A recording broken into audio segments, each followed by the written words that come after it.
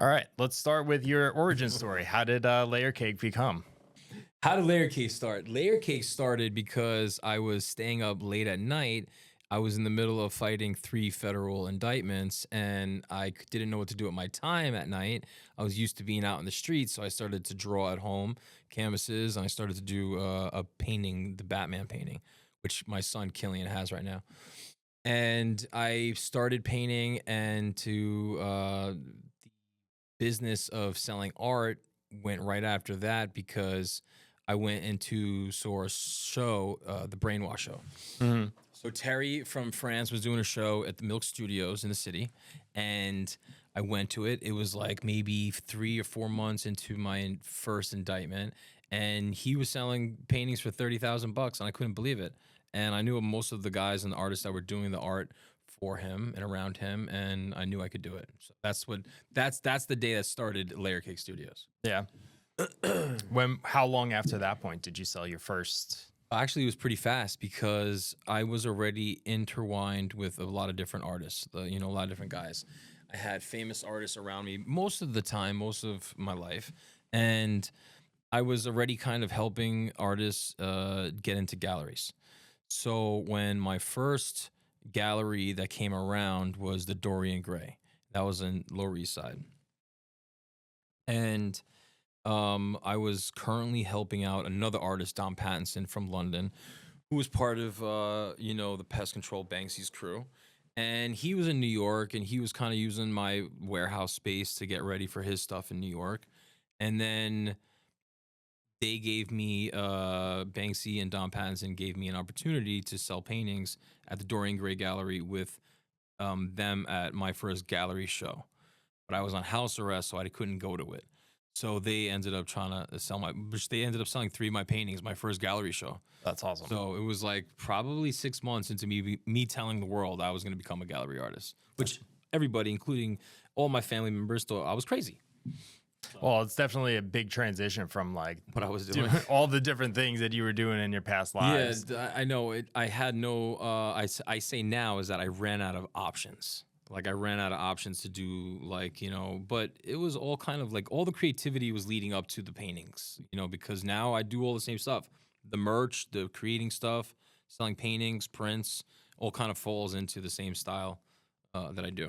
Well, you were always doing graffiti as a kid, right? So it was just kind of like taking that art form instead of putting it on walls. Now you're putting it on paintings to now put on walls. Yeah, so the graffiti came as a really young kid hanging out in the tunnels. They called them the Freedom Tunnels underneath Riverside Drive in Manhattan in the 70s. And yeah, we would find cans that were like half used from other artists that would leave them, and we would use them. We would learn how to paint that way, and we had guys like Tracy 168 around us and other really famous artists, Ment, and a couple like real big Churras around. I went to high school with his son. So there was a lot of influence in that way, but I knew graffiti would never make money. I always knew that, it never became a thing, but the style, the techniques, the overall composition of graffiti plays a role in my paintings now 100%. Yeah, because you have a really bold and like distinctive kind of style. So like, how would you really describe like the types of paintings that you produce? So now it's different because I'm different markets. The London markets, the New York markets, Chicago, California, Miami, they all sell different stuff. So the stuff that is most resembling my street style mixed media is the big mixed media pieces I do with the collaging and the stenciled faces and the airbrushing and all that stuff. Those that's closest to the origin story. But now you have like the big cement contemporary pieces that I'm doing. Those are the designer pieces. The large scale font typography paintings that I do.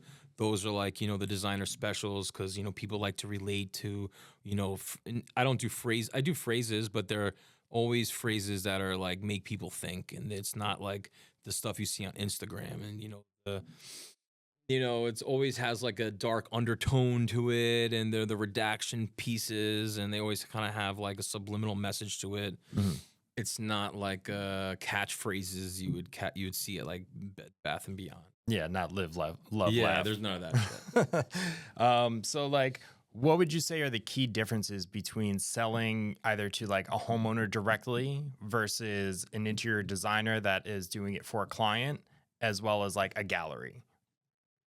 So you have different spaces there, right? You have the designer. Let's go with the designer first. The designer, you have to build relationships with them. They have to trust you. They have to trust you're not going to jeopardize the clients. It's a good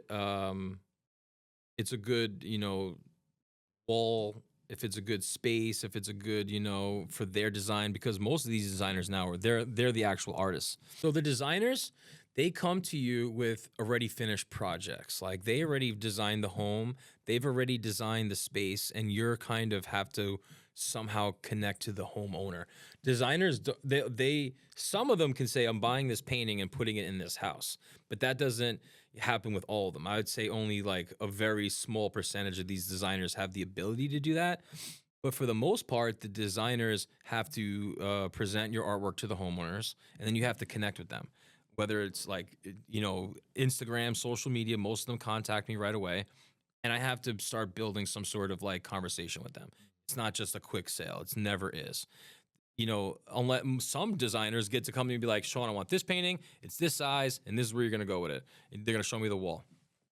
The galleries, I don't have any connections to the collector. Right. I never know them. If I drop off 5 paintings to a gallery, they sell them. I don't know who they bought them. They don't contact me. They don't tell me they bought it. So it's a kind of like you make the painting and then you're gone with it. But if you're selling it to a designer and a homeowner, your collection builds with them, because they usually come. Most homeowners, that if they buy 1 painting from you, you're good for 3 paintings. Okay. Like the most collectors have bought in 3 paintings, Right. and so you're building. This is over a couple of years, Yeah. and you build a relationship with them, so you kind of become part of their situation. Hmm. And then they start showing you other things in their house, and they ask you for your opinion on art. So it's a friend. I have a lot of friends now that are collectors. That does not happen with the galleries at all. Yeah. And then me selling it myself, that's without the designer. That's a lot of bandwidth. That's like a lot of like back and forth with them and trying to build, because they'll go to designers and then they quickly realize they can't retain them, and then they go to find all the stuff that the designers promote, Hmm. and 9 out of 10 of them find out that it's expensive, and so you have to go through the conversations with them, and you have to figure out who is. What I do is I tell them, show me a wall, Hmm. because I can tell right away if they can afford my paintings by the wall they have, because they'll show the room or they'll show part of the room, and I'll know right away if they're gonna buy a painting. Yeah. And that's never been wrong. No. And then some people are also going to kind of waste your time if they don't, because then they're going to lead you down this path, ask you a million questions, and then you're going to finally be like, all right, it's going to cost X. And they're going to be like, oh, no. Yeah, Okay. And it's like after a month of just going back and Oh. forth of just constant, like, It's a nightmare, and it's because they have good intentions, but Mhm. some of them don't. Some of them are just on the internet to waste my time. Like Yeah. some of them are just there to be like to talk about paintings forever, and I'm okay with talking about paintings. Right. A lot of them will just pretend that they're gonna buy paintings just so they can get my opinion on things. Or what I've come across is they'll buy replicas, or they'll go and ask another artist. They'll be like, to do my painting. I've seen so much evidence of that, like, and I've been known for broadcasting it out publicly on the internet, and shaming people. I just recently had a designer who I'm working with now. She walked into the meeting and she was like, you blocked me and all this other stuff. And years ago, I posted a picture of a painting in a client's house, and you caused a lot of trouble for me on the internet, and people and designers were shitting on me, and they were giving me trouble. And man, I almost had to take my internet because of you. And now I'm in the middle of a big project with her. Now she's like, now the client was like, "Yo, I want Sean to do the art," and so now she's kind of forced to.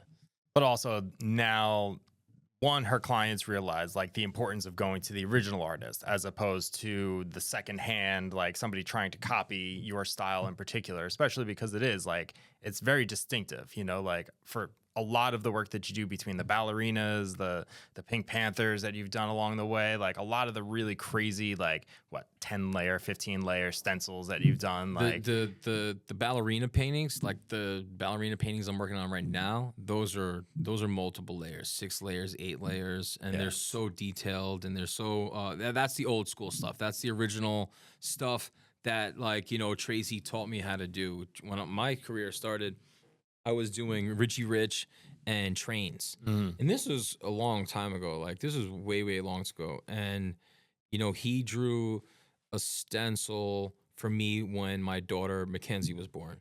You know, she's 21 now. And so we're going back 21 years where he drew a Richie Rich stencil on a cardboard box for me. And I just painted it for the first time in like 20 years at 168th Street, where he was from, at a legal marijuana dispensary on his old block in front of his old friends that they were like, you know, they couldn't believe that I was there. They were like, they even were like, you look like Tracy and you talk like Tracy. And, you know, it's a fat Irish kid thing from the Bronx, I guess. So we all talk the same, but you know, it's kind of come full circle with him and the art and the marijuana and the Bronx, and it's been pretty crazy. yeah, he was a huge influence on you too. And the fact that you were both from that like same area, you know, like really emphasizes like the similarities between you, but also how you've taken the art, instead of it being an underground thing, to like really taking it to the next level. And now you're in billionaires' homes with your art. Yeah, it's funny. I was just I was in Roslyn with a collector of mine who's a really big collector, and he's got, you know, 6 homes. He's got Aspen, Miami, London, and he's bought 3 or 4 paintings for each home. And I just had a casual coffee with him, and all the women in Roslyn are like, "Oh my God, hey," you know, and so I kind of was able to get these guys to drop their ego with me with the art. So when I was doing drugs or when I was doing clothing, it opened a lot of doors for me, a lot of doors. But the art opened up a lot more doors for me. And now, you know, celebrities and baseball players and athletes and stuff like that buy my paintings, and I get invited to baseball games and football games and hockey games and cruises and all sorts of crazy, you know, places that I was never really expecting art was going to do for us. Yeah, and I mean, also there you had that opportunity to have a studio space in the new World Trade Center building. Like, how many artists get that opportunity to just like hang out with multi billionaires that are building like these crazy buildings? Yeah. And you know, actually just be able to like, oh, here, have a floor that you could just go and work at, and like be able to share the same kind of like space and air as a lot of those people, especially like from where you came from doing graffiti in tunnels. See, the like I said, the art definitely drops the ego. And what I didn't know was that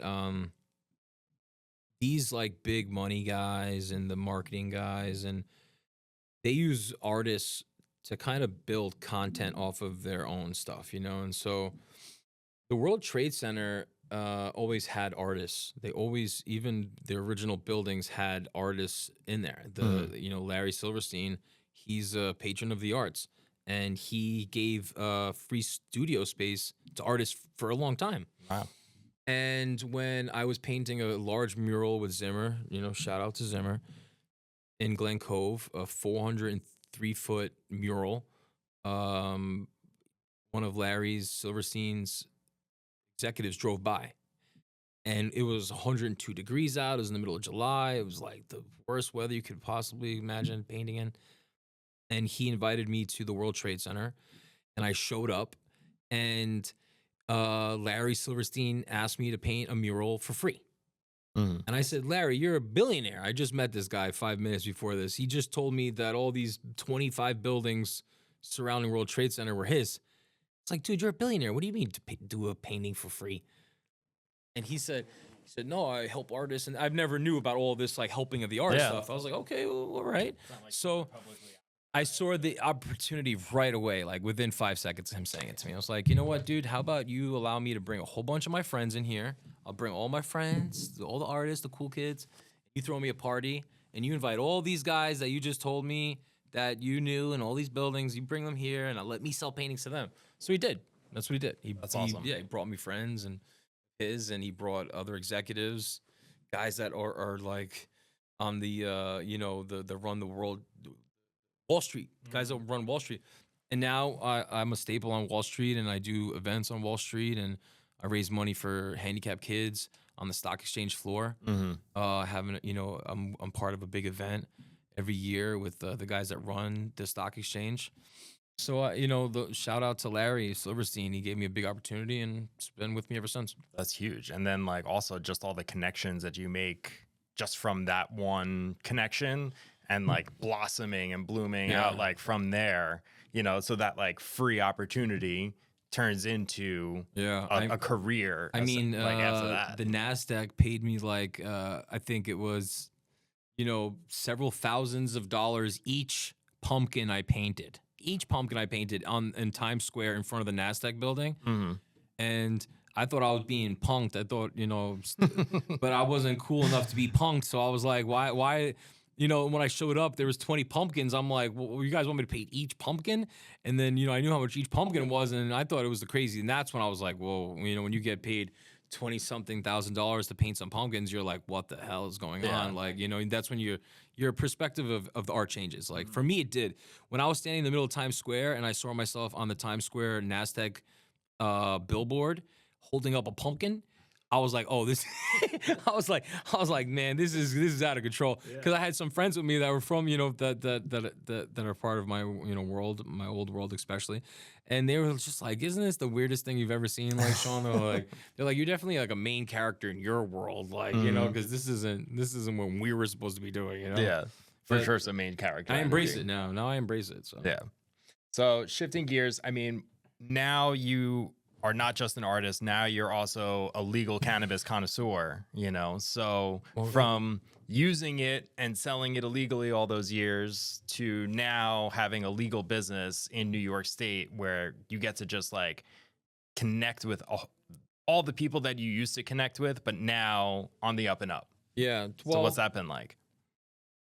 Well, I mean, now selling weed in the legal market has become even more challenging than selling illegal drugs, because now you have 338 stores that are legal to sell weed, and you have now the new crowd of drug dealers that I am 100% convinced that they feel like some of the old heads have already had their opportunity to do this.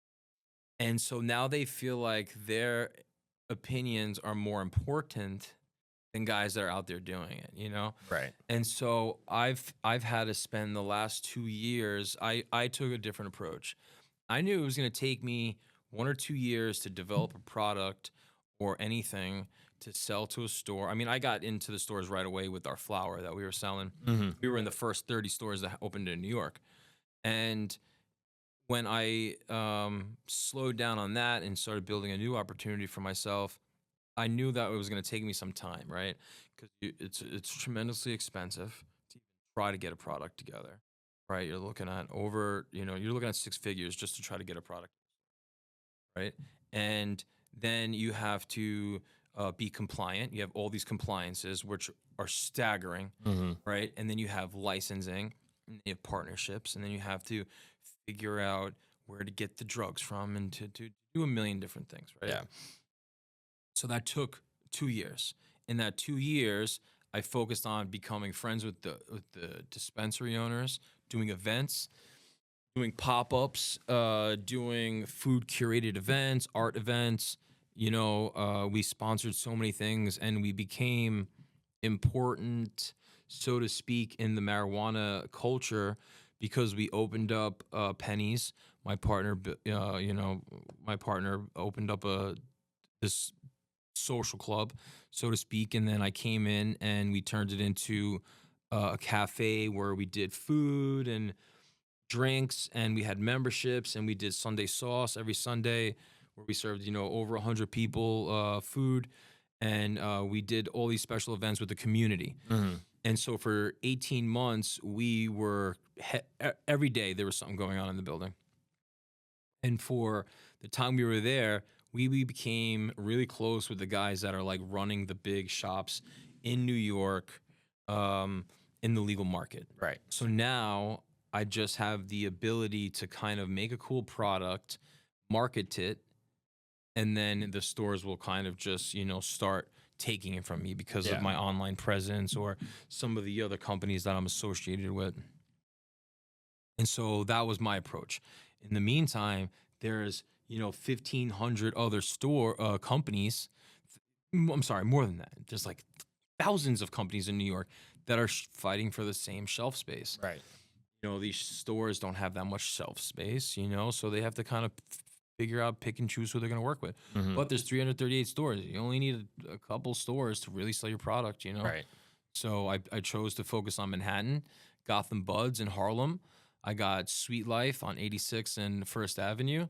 I'm working with Torches on Times Square, working with Happy Days in Long Island, and I'm going to really kind of concentrate on building out experiences and activations with those stores rather than trying to get in hundreds of stores. Yeah. And that's where, like, when you're laying the groundwork over such a long period of time, too, it's not just like you're fly by night, like have a product one day and then you're sold out or gone in a week or. Yeah, it's hard to keep up, honestly, like, because you have to kind of stay ahead. You have to keep bringing new ideas. You have to keep being fresh, and you have to keep staying important to the kind of the bud tenders that are selling the drug. You can be as cool as you want, but if the guys that are behind the counter are not being like, you should smoke this, or you should be involved with this brand, it's just not going to sell. Like, it's the same as with old school drug dealers on the street. And to an extent, similar to like a bartender, like if you're just getting the house stuff all the time, they're going to push you in the direction that they want you to go, and if, especially most people are like, I have no idea what I'm doing. They've never walked into a store and been able to buy weed for the first time. Yeah. And, if they only have 3 brands that store has, to an extent, they're really relying on that bud tender to be like, what should I do that's best for me? Yeah. And, it is for those stores, that's the experience that you get when you walk into their store and having somebody that's so knowledgeable that can push you in any one direction. But if you have to get your product into those stores and be on the good side graces of those bud tenders for them to know, hey, listen, Sean's product is going to do X, Y, and Z for you. Yeah. And that's really what you need. And you have to be like relevant to the right people, and then other people will kind of just gravitate toward that. Like they'll find themselves in a position where they want to support a brand, even if they don't personally know you, but because you have a good reputation with the right people, they'll support the brand. I run into people all the time. They're like, oh, cool, Rolling Stone, NYC. I know you got a bunch of cool stuff. I know this person, I know that person, and they'll want to relate to you. The internet's a funny thing. Yeah. I saw that with the food truck, when I had a food truck business in Manhattan, and we were putting people on the internet. This is when Instagram very first started. When Instagram very first started, I was one of the first 1,000 people to have it. Right? I was one of the first people to get the beta testing, and we were putting people on there, and we were like on Twitter at the time, and we were saying, hey, we're on Instagram, and people were envious that we were on Instagram. They didn't have access to it. Right. And they were like, they wanted to be seen on Instagram. So when I very first started Instagram, we had the food truck, and we were popular on Twitter, right, already, because other popular food blogs were mentioning us all the time. And they were like, hey, take a picture of me on Instagram. And they wanted, and stories didn't exist. It was just regular posting. It was all about photos at that time. And you couldn't even upload your own photos. You had to use their camera. Right. And it was like not the greatest camera. And so like downsampled but people were like, people were like, and I saw what that brought in the very beginning. And that's when, and then when I started being on the internet more and more and more, I had a really popular MySpace page. Like, we were selling a ton of t-shirts on MySpace and doing all that stuff. And so I liked the internet all the time, but it wasn't until Instagram when I was like, holy shit, you can really kind of create a fan base. Yeah. Just by being on the internet.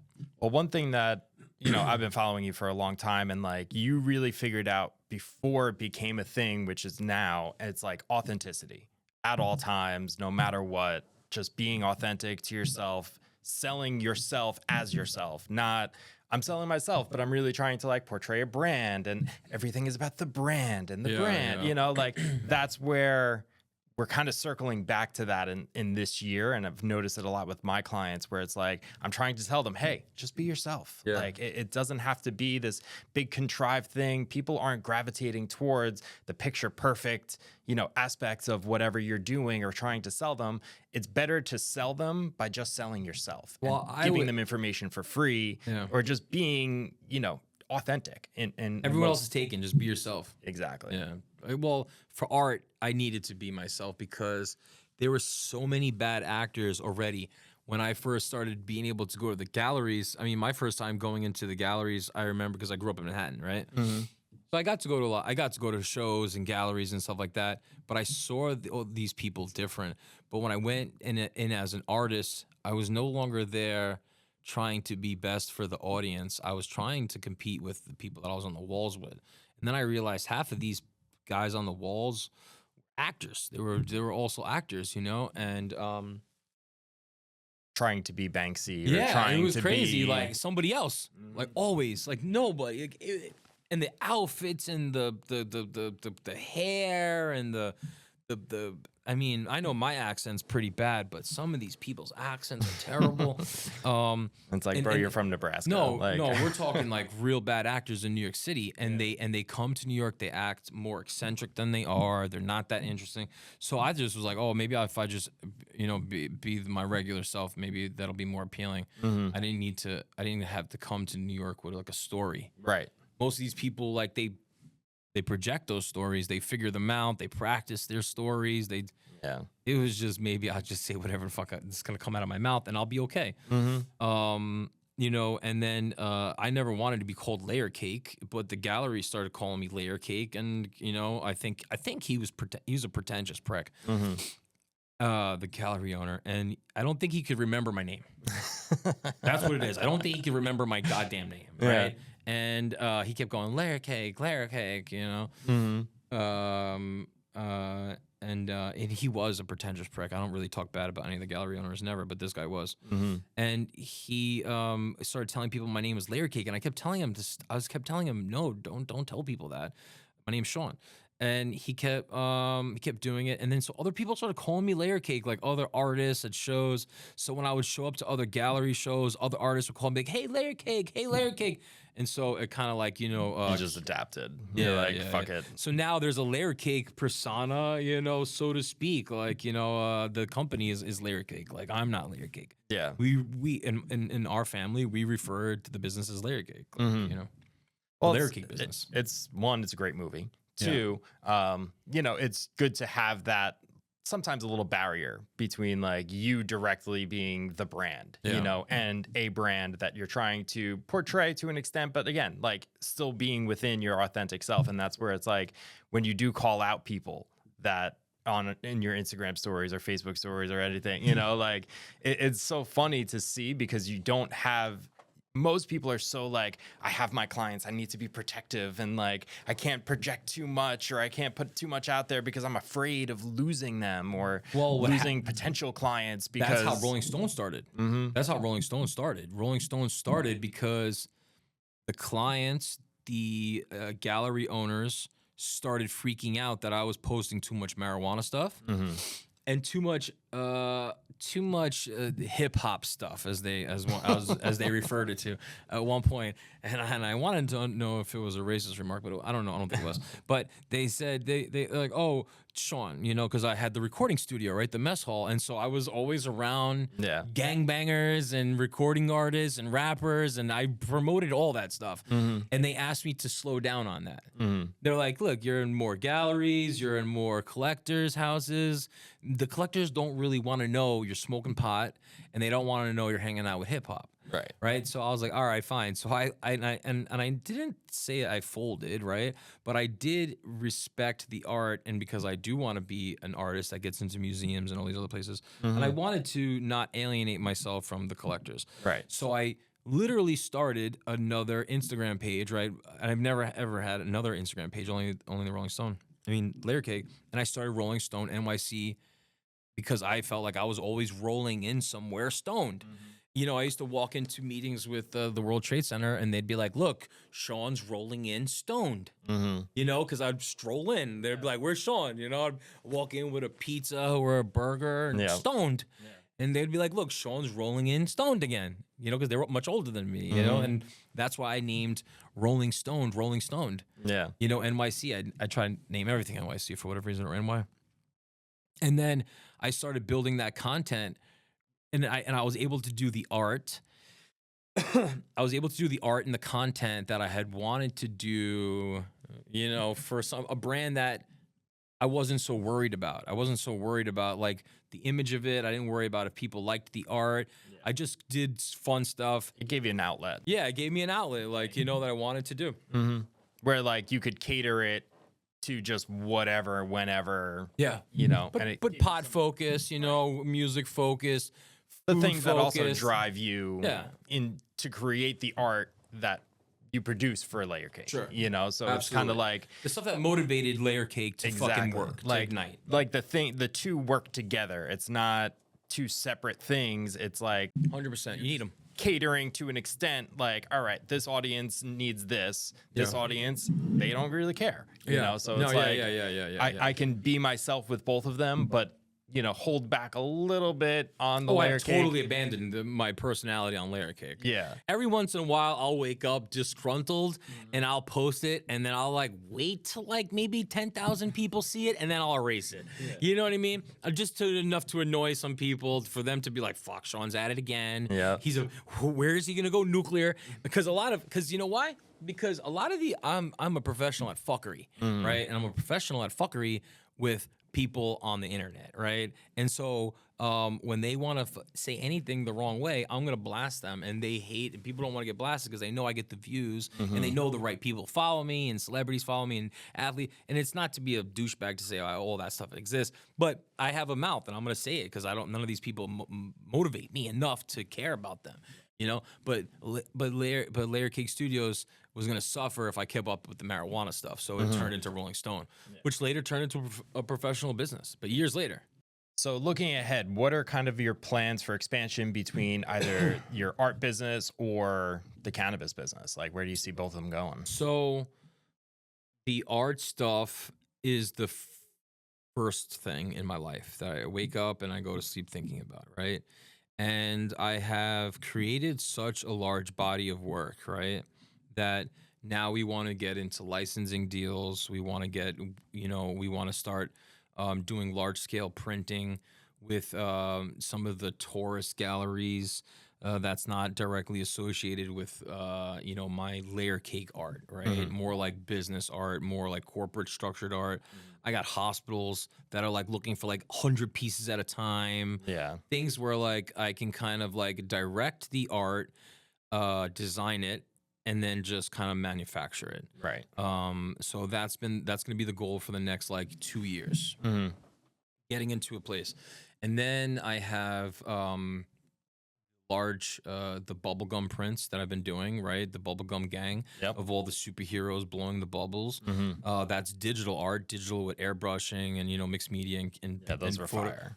Photography. I mixed all of them together to make it a little bit of AI, a little bit of digital, a little bit of photography, a little bit of airbrushing, and it's a true mixed media piece. I want to see those like in all of the galleries in all the tourist traps, you know what I mean? Because I don't have to personally make them, get them manufactured, and get them sent out. Right.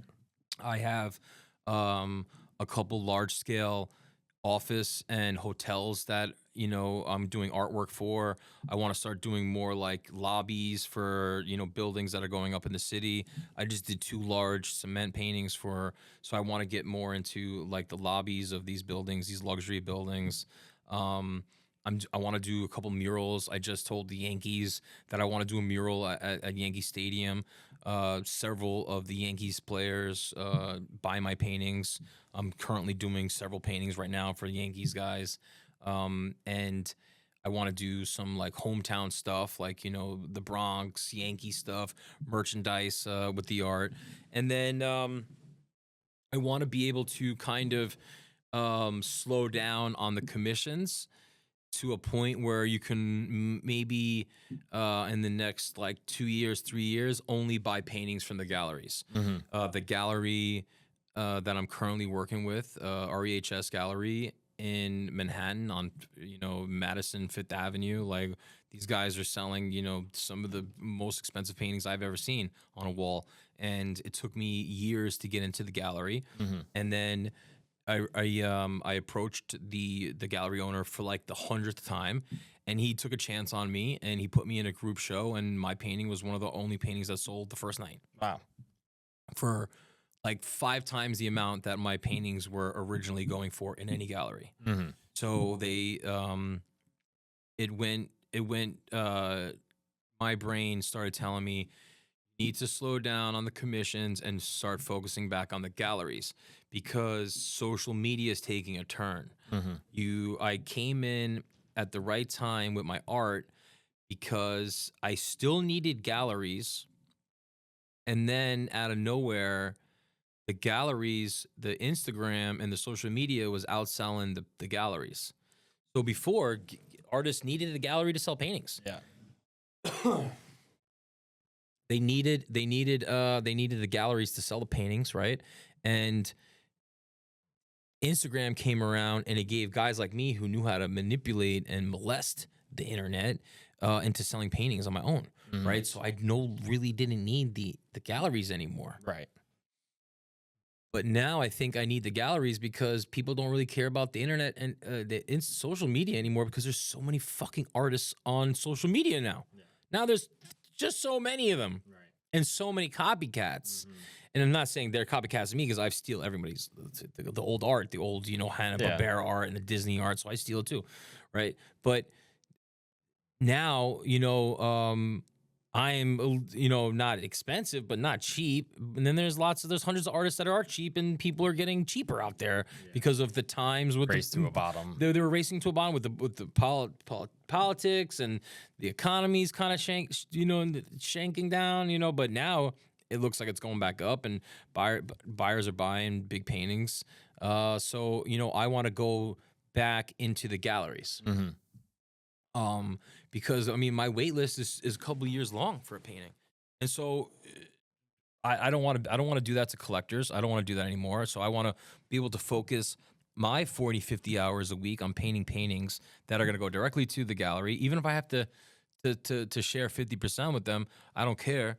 But it's because if more they sell for 4 or 5x, then you're still making more than you would have on those commissions, and you're not forcing people to like hit you up, and then you're like, oh, I'm still not there.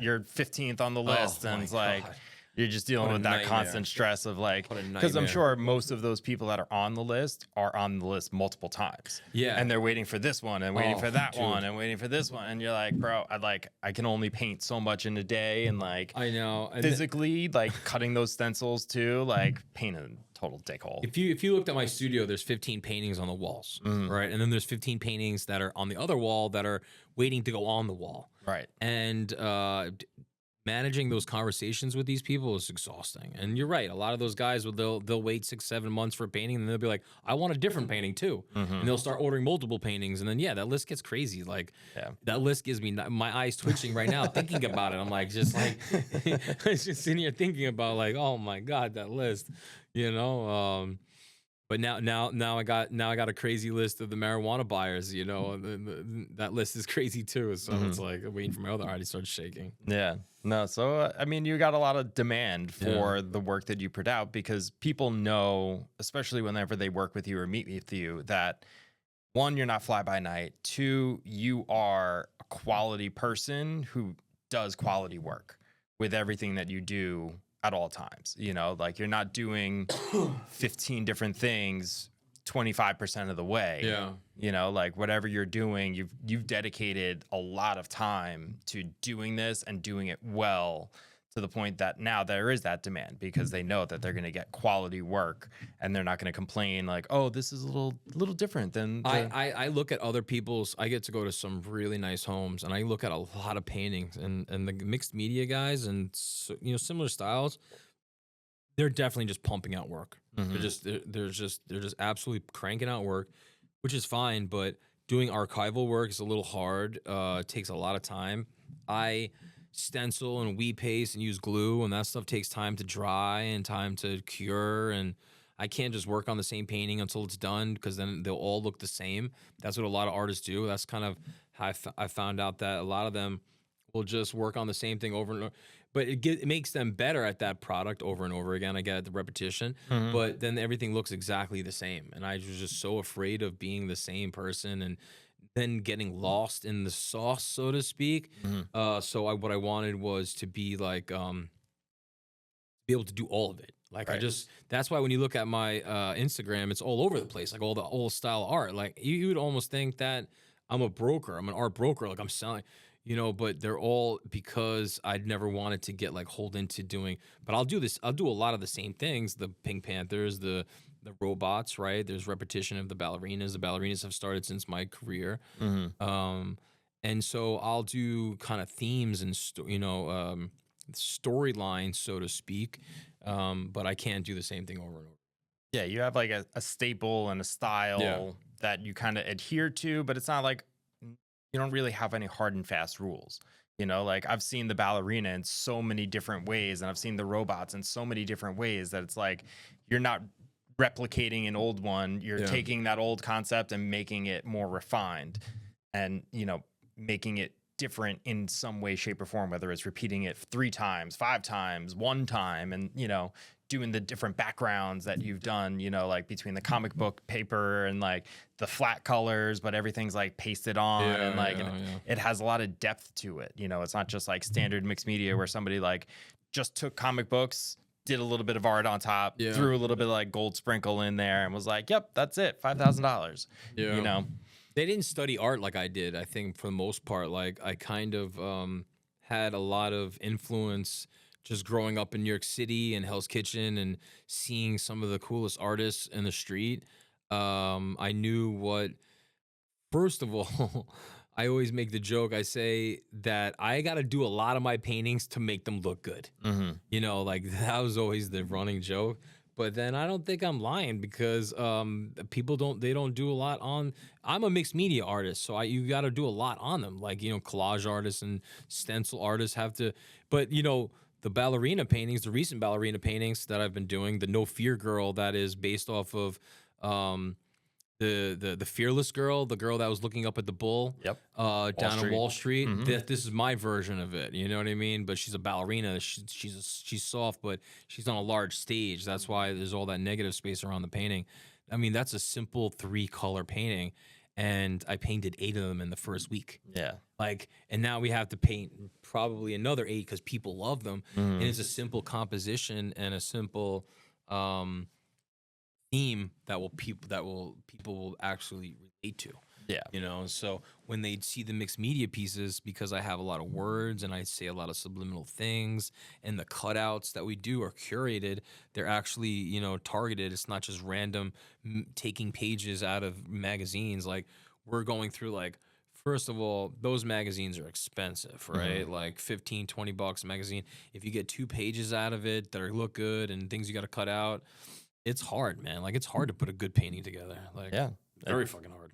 And people don't really see all that. They just see, hey, make me a painting, like Yeah. Well, I'm lucky because a lot of collectors will spend time actually looking at when they're spending over a certain amount, they'll actually look at your work. Mhm. They'll go on your Instagram and they'll sit with their husbands at night.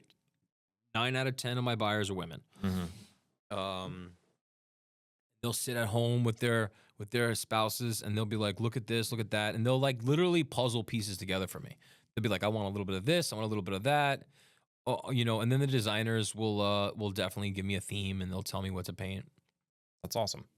Um, So finally, for other creatives or like entrepreneurs, would there be like a piece of advice that you would give them, like for anybody kind of starting off in their art career and wanting to sell to interior designers and billionaires at some point in their lives? So, all right. So I get asked this a lot, right? I get asked, what advice would I give artists that want to make it happen or want to do it? And the only thing they can do to become an artist is not to do anything else. Drop what they're doing. If they have a day job, they're not going to become an artist. If they have 2 day jobs and they go to school, they're not going to become an artist. I don't care what. The only people that I know, and I know a lot of artists that became artists, that's all they do. Hmm. You know what I mean? The reason why I say that is because you can't have any distractions. I've spent most of my careers being distracted by other people that can either tell me they could do for me or they could help me or everything else. When I stopped listening to all that, my art got great. I was able to put my 10,000 hours in real fast. You have to put in your 10,000 hours. Hmm. Otherwise, you're never going to be good at it. You can't do that if you're spending 40, 60 hours working. Right. You know what I mean? Yeah. So it sucks, but do I think people can become great artists and go in the galleries if they have a 9 to 5, or they go to school in 9 to 5 and then they have to work a 5 to a 9? No, it's not going to work. Yeah. So my only piece of advice is to get up and work at it every day and not to do anything else. Cool. Where can people find your stuff? LayerCakeNY.com. Cool. All right, man. I appreciate you coming in.